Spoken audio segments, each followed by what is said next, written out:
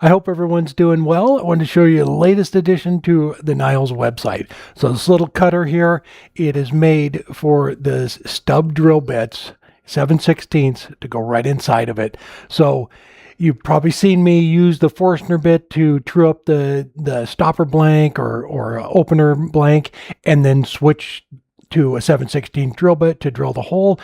So this tool combines both of them.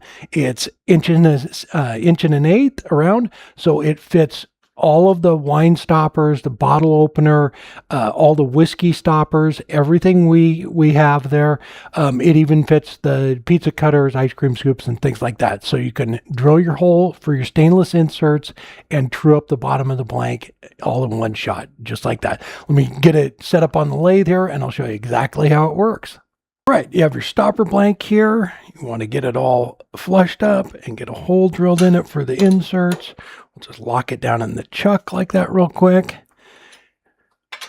Yeah, I would put on a Jacob's chuck, drill it with a Forstner bit, and then switch over to the 7/16, but we're going to do it all with this tool right here.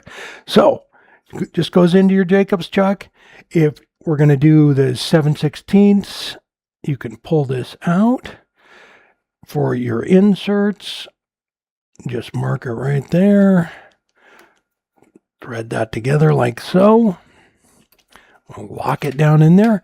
So the other thing is, if you want to do pizza cutters, ice cream scoops, things like that, just have the drill bit come out a little bit further to accept the tine on those. So this one's just set up for the inserts, but you can pull that drill bit out any way you want. So pull that up there, lock your tailstock down. This also can be used on the drill press. We're just gonna turn the lathe speed down, drill right into it. So it's gonna put our 7/16 hole down there. And the diameter on it, like I said, is inch and an eighth, and it will do any of the openers, stoppers, everything we have. It's large enough diameter to do that.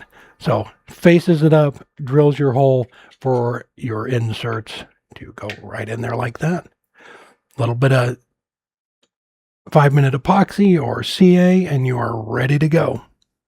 There we go. It's just that easy. It's going to speed up the whole process of getting your blank faced up and getting the hole in it for the inserts. And like I said, if you're doing pizza cutters, the diameter on it is large enough. We had it made so that it will accommodate everything we have. That's a great thing I love about our machinist, Paul. He's in Missouri, but come up with an idea. 3 weeks later, we have it in our hand, ready to start testing and try out. So he got these out to us really quick, and I think it's going to speed up the whole process of getting your blanks ready to turn. All right, if you have any questions, please give me a call, email. I'll have a link down below in the description. Take care.